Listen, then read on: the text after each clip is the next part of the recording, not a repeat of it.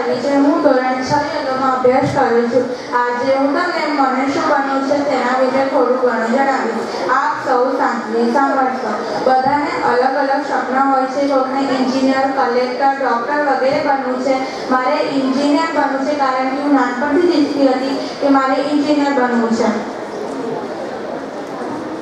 મારે એન્જિનિયર એટલા માટે બનવું છે કે મારી મમ્મીનું સપનું હતું કે મારી છોકરી એન્જિનિયર બને. હમણાં પણ મારા પ્રિન્સિપલ વિચારે છે, પણ આ જ કહે છે કે તમારે જે બનવું છે તે હમણાંથી જ વિચારી લો, કારણ કે તમે જ્યારે મોટા થશો ત્યારે તમે વિચારવાનો સમય નહીં મળે. ચાલો હું તમને જણાવું કે એન્જિનિયર શું છે, તે શું કામ કરે છે અને તેના પ્રકાર કેટલા છે. એન્જિનિયરના 4 પ્રકાર છે.